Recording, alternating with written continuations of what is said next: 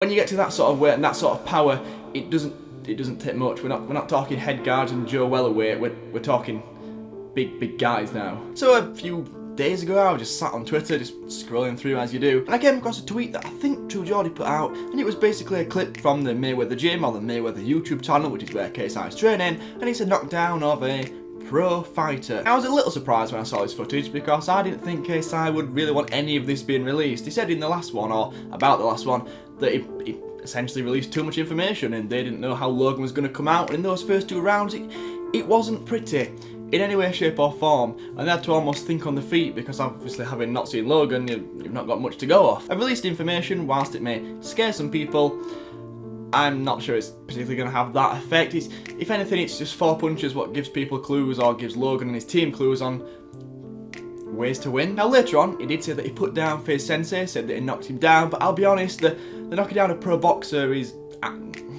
more impressive than knocking down FaZe Sensei.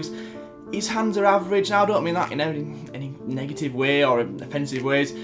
He's not a great MMA fighter, and he's not a particularly great boxer at that as well. So putting down the pro boxer is definitely better than the FaZe Sensei knockdown. With Logan, we literally have no idea. He's kept everything very hush-hush. He said in the True Geordie podcast that he was very cryptic. He said that he didn't want to push himself too far, so we don't even know if he's sparred people that are on his level or that are going to be on JJ or KSI's level. We've really got no idea. He's literally let nothing on, which is probably the best idea because it just leaves you with more questions than answers, really. So on to the fight. I don't know if I can talk about odds, but that's exactly what we're going to do. Logan Paul is 2-1 on, which basically means if you put £10 on, you are going to win £5 plus the original bet. KSI is pretty much 2-1 against, so if you put the same £10 on, you would win £20 rather than £5, and again, get your £10 back. And for those wondering, a draw is around 14-1, so I mean, if you put your £10 on that, you're probably going to lose, I'll be honest. I don't think this is going to end in a draw. No head guards, 10-ounce gloves.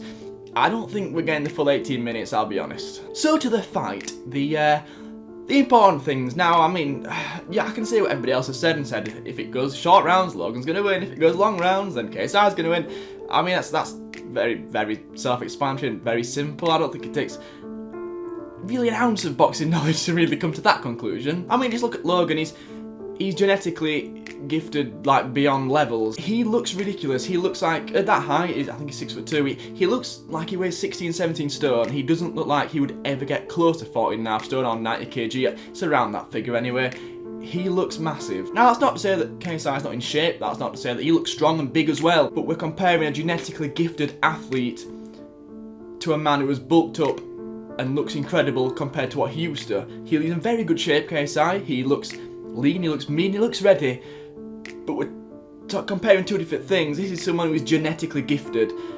KSI would never look like that if he trained every single day of his life. But luckily, it's a boxing match, and your body shape and what it looks like doesn't really matter at all. Going back to the UFC, there's a guy called Robert Whittaker who fights at middleweight, 185 pounds, and he was, until very recently, the champion. Now he's in very good physical condition. We can basically compare him to KSI. He's not genetically gifted, but he has made the best of what he's got. He fought a guy called Yoel Romero, and again, it's UFC, but the body type comparison is... The argument still stands. Yoel Romero is basically a machine. If you were going to create someone in a laboratory, you would create Yoel Romero. His body proportions and the muscle mass is frightening. They had 2 fights, and yes, you guessed it, Robert Whittaker, he won both. And then obviously you've got the Andy Ruiz and Joshua example, what everybody's using, so I thought we'll use a bit of a different one. But it is a valid point. It is a very valid point. Logan Paul's going to be powerful, incredibly powerful. 10-ounce gloves and no head guard. That fight would have lasted 30 seconds last time. That's coming from a place where I don't particularly want either one to win. I'm just a relative neutral in this fight.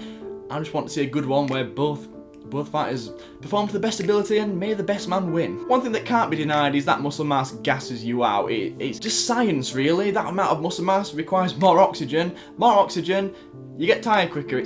It's not rocket science at all, really, and KSI, he seems to be blessed with some, as I've mentioned, Logan's got genetically gifted in terms of like muscle mass and like his body shape. KSI seems to be genetically gifted in terms of stamina. These two, whilst the boxing purists, some of them are laughing about this, they're 2 genuine athletes. Now, Logan Paul is an athlete and he could pretty much do any sport he wanted.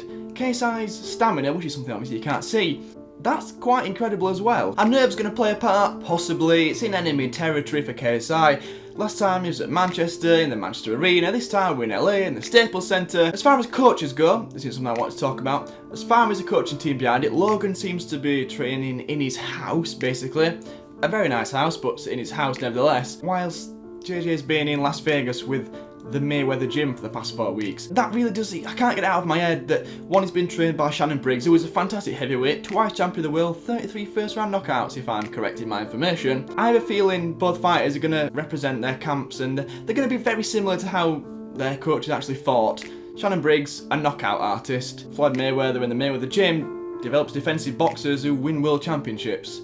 But this is not a case of a world title fight. This is a one-off. This is something we'll probably never see again. But the fight comes down to this. Can KSI avoid a big heavy right hand or left hand from Logan in the first 3 rounds that rocks him? Can he avoid that? If he avoids that, he'll win the fight. If he doesn't avoid that, he will fold like a deck chair.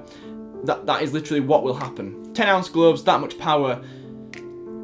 It's only ending one way. Personally, I don't see KSI avoiding every single punch, because that's all it takes, is one punch. I mean, they're fighting at cruiserweight, they're fighting at 90 kg, 14.5 stone, 10-ounce gloves, no head guards. When you get to that sort of weight and that sort of power, it doesn't take much. We're not talking head guards and Joe Weller weight, we're talking big guys now. I see KSI being hit with a shot very early on, maybe round 1 or round 2, and I see Logan going in for the kill. And I don't see him holding on, unfortunately. If he does hold on, he'll win. If he doesn't, it's going to be very messy.